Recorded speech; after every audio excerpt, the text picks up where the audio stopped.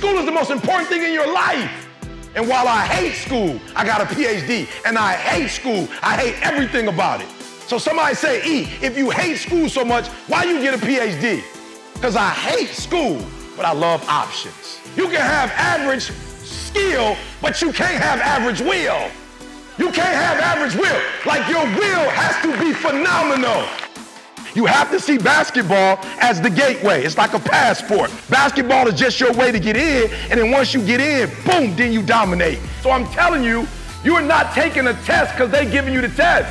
You're taking a test that's about to change your life, your mama's life. And I know if you take the test serious, you'll kill it. When you go through your go-through, your siblings are watching you. When you go through your go-through, your friends are watching you. When you go through your go-through, your parents are watching you. And people will use your strength to get through their stuff. Yo, what's up? It's your boy, E.T. Welcome to another edition of Free Summer School. You heard what I said. Free. The free 99 summerschool.com. Knowledge is the new money, baby. Get you some, right? And look, I'm going to tell you, if you listen to whoever your favorite rapper is over a long period of time, you'll notice they talk different. They got a different energy. And a lot of the rappers that, I grew up with, they went from rapping, right, to producing movies, to buying art, to investing in real estate, to acting, like I said, executive producing, owning professional teams. Like, come on, y'all. Knowledge is the new money. Get you some. So they might have started off as rappers, but they got some kind of information at some point that I'm talking about changed the game, right? And you see a lot of rappers who their investment portfolios are unmatched and unbelievable. Why? Because they got some different information. They somebody was talking to them about more than just rapping, right? More than just playing the actual sport, whether it be football, basketball, baseball, soccer, lacrosse, whatever it is, hockey, like I said, soccer, whatever it is. Somebody says something to them. That's knowledge. And they took that information and they use that information to elevate. You hear me? To elevate. And so knowledge is the new money, y'all. Knowledge is the new money. We're giving you game. We talking about topics and subjects that affect humans twice as old as you, and we're trying to give you that information while you're young so you don't make the same mistakes E.T. made. I want to stop you from making the same mistakes I made. I want you to get this information a lot earlier than I did, and I want you to apply it way earlier than I did, all right? So knowledge is the new money, y'all. Knowledge is the new money. Knowledge is the new money. Why I keep saying that? Because if somebody gave you $1 million, don't you know that if you don't have knowledge, you're going to waste that million and you can't get that million back? Like, listen to me. $1 million, the possession of $1 million doesn't necessarily mean that you could get another $1 million. And I'm telling y'all facts, over 80% of individuals who win the lottery are not only 5 years broke, but they are worse. They're in a worse place financially 5 years later, between 1 to 5 years, than they were before they made the money. Are you hearing me? But why did I say knowledge? Because once you have knowledge, they can't take that from you. That once it's in your brain. So here's the difference. If somebody gave me $1 million versus if I made $1 million, that's totally different. That's totally different. If I made $1 million, it means that I have the insight. I have the information. I have the know-it-all to go and duplicate that again, to make that happen all over again. You feel me? All right, so let's get to it. All right, doubt. Man, so when I talked about managing failure, like failure part of your world. I told you, you ain't going nowhere. I don't care if you married. I don't care if you're in school. I don't care if you're running a business. I don't care if you're an athlete. I don't care who you are and what you're doing. Failure is going to be a significant, I didn't just say a part. It's going to be a significant, a critical, a vital part of your existence. You're going to fail, right? And sometimes it's going to happen because of you. Sometimes the failure is going to come from other people that you work with. You might be on a team and your boy missed the winning shot, or you missed the free throw, like whatever. But it's going to happen. Well, let me tell you something. Because I didn't manage, this is one of the ways that you have to manage failure. When I would fail, I would feel some type of way about myself. That's why I keep saying, hey, don't say failure, say learn. Like, I didn't fail, I learned. And I'm not trying to play Jedi mind tricks. Well, maybe I am. Maybe I am trying to play Jedi mind tricks. But whatever. What I'm trying to do is not let your failures become a negative voice in your head. And that's what happened to me. I would fail. And it depending on who the people are, they love you. But you know how your loved ones are. When you mess up, they gonna let you have it. And sometimes they're not gonna be nice about it. And you can that can affect you if you let it in a negative way. Because now you're shy. You feel, intimidated. Some of us, we're nervous as a result of it. We don't want to mess up again. We don't want to let them down. We don't want to disappoint them.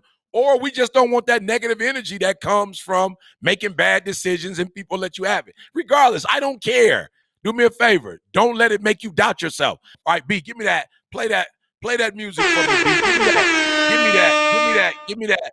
Look, you're busy doubting yourself while others are intimidated by your full potential. Wow. You sitting there doubting yourself. Other people are looking at you like, man, he got it going on. She got it going on. They got it going on. Wow. Look at them. Wow. Unbelievable. But you sitting there doubting yourself. You comparing yourself.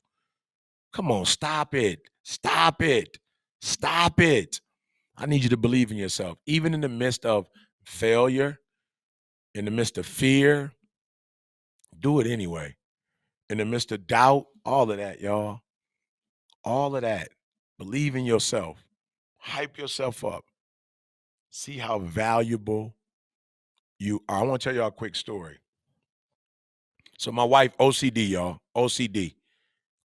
We're in Atlanta. We're walking back from a restaurant, South, I think it's South City Kitchen. We're walking back to the hotel. And I don't know what happened, right? But I told my wife OCD, so she's not the one to be touching stuff. This before the pandemic. You know what I'm saying? This is way before the pandemic. And she looked down, B, and she saw a $50 bill. I'm talking about that joker was crushed. Like, it wasn't like it was a used $50 bill, bro. It didn't come right out the ATM machine. It didn't come straight from the bank. That joker had been around the world and right? And my wife saw it. What's so funny, B? What's so funny, B, as used as that bill looked, as dirty as that bill looked. She picked that B, she picked that 50 spot up. She picked that joker up and took that joker right to the hotel, and we end up using it, at a later time. Why? Because no matter how crushed it was, dirty it was, somebody with OCD who don't pick nothing up off the ground saw the value in the $50 bill, despite the fact that it was sitting alone. It was on the ground. It was on the ground, B. It wasn't in the bank. It wasn't in the cashier's hand. It was on the ground. And I'm sure because it was on the ground, somebody probably missed it. But my wife's eyes, she laid eyes on that 50. And she saw the 50, picked that 50 up. And we used it for what it was worth. I'm telling you, don't doubt yourself. No matter what condition you're in, somebody sees that you are valuable and you are beautiful and you can contribute to the world. You're special. You're unique. You're one of a kind. Don't doubt yourself. Under all circumstances, know that to somebody, not to everybody, and we don't need to be to everybody, but to somebody, we are valuable and we are of use. Don't ever forget that. Small steps, great distances. Now you know. Let's go. Welcome to Free Summer School. Knowledge is the new money. Get you some. Eric Thomas, E.T., the hip hop preacher, and friends. I'm your host, Quincy Harris. Before we start, hey, I would like to tell all the students out there, listen, give yourself grace. A lot of times we feel like we got to be perfect, but just be easy on yourself. Not too easy, but give yourself a little bit of grace. Dr. Eric Thomas, E.T., today we are talking about self-doubt. This kills more than Ooh. people will believe. Talk to us about self-doubt. Oh man. Hey, it killed me. He said kill more people than you believe. It killed me. I was on I was on the losing side of doubt. Or let me just say this. Maybe doubt was on the winning side. But man, for years, bro, I didn't have self-confidence. For years, I compared myself to others. For years, I let people compare me to others. I let teachers tell me I wasn't smart because I wasn't smart like, the people that they thought were smart. I had family members who compared to me to my cousins, or people outside of my home who compared me to my, what I'm saying, my friends. So I had self-doubt. Like I didn't value myself, didn't believe in myself. But, one day things changed, Q, when I found out, that somebody was willing to pay $1,500, $2,000 for a wedding cake. I was like, a cake? Like a cake don't cost more than $20. Like the ingredients is $20 for a cake. How you charging $2,000 for a cake, right? But I realized they were able to charge $2,000 for a cake because they put that value on it. You can get a pair of Michael Jordans for $300. It don't cost but $5 to make a pair of Jordans, right? But Michael Jordan put a value on his shoe. I think Michael Jordan just sold, somebody bought his rookie jersey for like 1 point something million dollars. A jersey don't cost, bruh. A jersey don't cost more than $6 with material to make. But Mike put that type of value on himself. So I stopped doubting myself. I said, don't nobody else place value on you. You place value on yourself. You decide how much you're worth. You decide how brilliant you are. You decide how talented you are. So I had to get off the side of letting people tell me and me caring about what people thought. And I had to start valuing myself in the way the creator values me. So yeah, I'm 1 in 5 million. Literally, it could have been 5 million. In my mom had 5 million options in her little tummy, and I made it out of all those options. So I'm not 1 in a million. I'm 1 in 5 million. Ooh, that's deep right there. Let's go over to Coach B. Coach B, I know you've competed on a high level. Let's talk about self-doubt, bro. Yeah. I would say this is one that I've personally wrestled with a lot. So I've got a pretty deep understanding with this one. The first thing I would tell people is it's normal, right? Like the people that you look up to are not immune from self-doubt. They've probably been there at some point in their lives too, which to me is encouraging because if I can say, you know what, I look up to somebody like E.T. He just said he struggled with self-doubt too. And if he's on the other side of that now, that means I can do it too. So the first thing I would say is it's normal. Like nothing's broken with you. Nothing's wrong with you. You don't have to fix anything just because you have a little bit of self-doubt. It's just something you have to learn to overcome, right? Now, the second thing I would say is do everything in your power to get around some other people who are on the other side of it already. Get around people who are confident.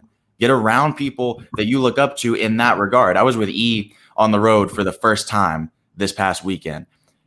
Within 10, 15 minutes of being at that event, I was like, yep, got it. I understand why he wanted me with him. You can't be around that confidence, that energy, that thing for a long amount of time and not get touched by it and that not rub off on you, right? So the second thing I would say is get around people. And the third thing and the last thing is just try stuff anyway. Even if you have a little bit of self-doubt, try it anyway. Because the reality is doubt is just a feeling. It's not real. Doubt is an idea that's in your mind. If you try something, one of two things is going to happen. One, you'll be way better than you thought you were going to be.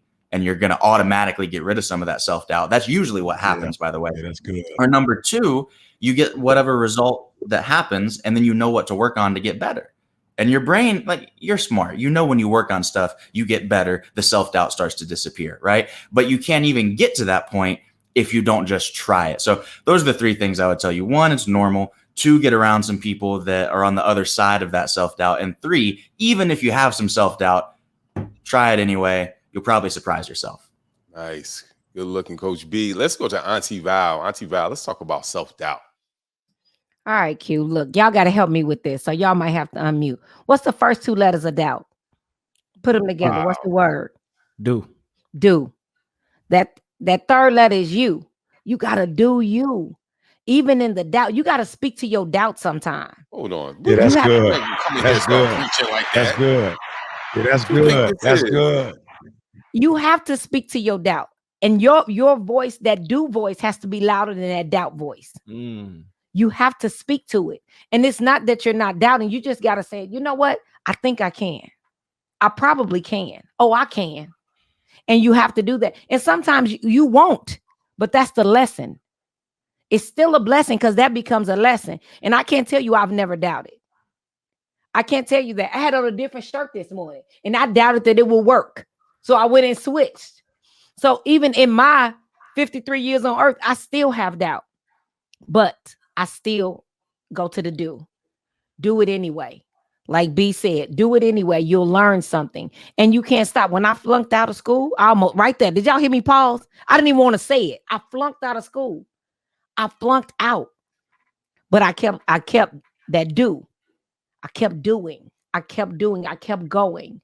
In order to be successful, you can't quit.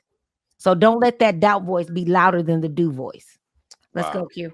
Well, listen, Auntie Val, she said one lie. She's not a day over 32 students. I just want to let y'all know that.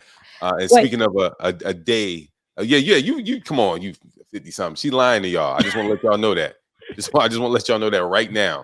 But speaking of a day not over 32, Kale, talk to us, brother, about self-doubt. I'm not even close to 32, but I think self-doubt for me, it originates from a fear of success or fear of failure. A lot of times I doubt myself because I'm afraid of what will happen if I could actually do this. Like what comes after it's done. Or sometimes I'm like, I'm doubting myself because if I can't do this, then my life is going to change drastically in a lot of ways. So it comes from a place of fear, but mostly the fear of the results of the action. And one lesson that I learned to get over fear of doubt is just, and this might sound crazy, and I know I'm talking to students, be foolishly confident in yourself sometimes. There's times where your confidence is going to come across as foolish to people. Like, why are you so, for an example, shout out to Terica, BU fam, really dope real estate guru from out of Louisiana, big sister. I get a offer from CJ to design her game board box. He told me to design the box art. This was early last year. And I'm like, yeah, I can design the box art. I'm a graphic designer. I've done box art before. I shoot her the box art cover. She loves it immediately. And she hits me back and was like, hey, can you design the whole board game? And my first thought rushing to my head is absolutely not. I've never designed a board game. I don't know anybody in graphic design who has ever designed a board game. I don't know how that whole process. I texted her back, absolutely. Yes, I can do it. Because I know that I might not have had the abilities to do it right then, but the internet exists, books exist. I could learn all the information that I needed to pull that off in the time that she needed me to pull it off. So even though I didn't have the information or the ability or even the talent or the skill to pull it off when she asked me, I told her absolutely yes from the beginning, because I knew that if I didn't give myself an option, I would have had to execute. I would have had to follow through on it. 89 days later, after she asked me, the board game was completely finished and shipped out to people. And it's really dope. Pick you up, shameless plug, developersboardgame.com. And so that's how I got over self-doubt. I had to literally just tell myself that I can do it even if I couldn't. Yeah, that's big. That's big. Charles Terry Jr., talk to us, man. Self-doubt. Man, Kale. So, my copy is sitting right back there on the shelf. I look back at it. You made me look back at it. I said, okay, Kale. Okay. So when talking about self-doubt, the worst enemy of creativity is self-doubt. So I know for me, even with being creative or with me going back to school in my 30s and finishing my degree, it's like, okay, you know what? You can do it. Just to kind of, like Val said, speak to yourself. When she came in with the mic drop, that was a mic drop, Val. We appreciate that. That was good. So just being able to speak to yourself and actually be able to write down, they talk about write down the vision, make it plain. When you write down what you can do, you can overcome doubt because you've written it down, and now it becomes tangible and you can actually work with it. But it's a fact, and it's proven that doubt kills more dreams than failure ever will. So if you're scared of failing, you're scared of, trying or doing something different, just like Coach B said, just try it. Just do it. Kale, he did it. It's on the shelf. It's right there. Just go out and do it. And then from that, you doubt it yourself. You may fail, get back up, try again. But the key is you tried, and then that way you can make the adjustments and be great on the next round. Yeah, no, listen, self-doubt, man. I hop in here. I mean, for me, I remember Nipsey Hussle had this song, I think it's called 10 Summers, where it's like a conversation. In the song, he says, you know, I've been through every emotion trying to pursue the thing that he was trying to pursue, his rap career, right? And he said, but the one thing was I didn't give up, right? And the thing is, whatever you're going through, you know, hey, I can't do algebra, or I can't do math, I'm not really a good reader, or whatever it is, you're going to go through every emotion. I think if you heard everyone's story, this is what everyone is saying. Like, hey, it's not that I've overcome self-doubt and then it doesn't creep back in. It's just that you keep going. You have to keep going. And the conversations that you have with yourself are the most important conversations. A lot of times what we do is, let's just say we have a dream. We say, man, something pops in your head. Hey, I have a dream. This is what I want to do. And then what you'll do is say, I don't know. Let me go to Auntie Val. Auntie Val, what do you think about my dream? I'm trying to do this, right? And now I'm giving power to Auntie Val. And whatever Auntie Val says is really important to us, right? If Auntie Val says, no, you can't do that. And then you're like, oh, no, she's right. And then you go to Coach B. Coach B, what do you think, man? Like, I'm trying to do this. And then if Coach B says, yes, you can do it, you know, you're like, all right, I'm saying what Coach B said. The conversations you start with yourself and you have with yourself are going to determine what you have and what your life is going to, you know, what your life is going to be, and the dreams that you're going to, you know, you're going to, you know, achieve in your life. You have to really, really start training yourself, students, to talk to yourself positive, talk to yourself nice. We talked about that before. ET, talk to us, bro. Yo, E. Man, bro, I'm Oh, just, brother. I'm still on the do.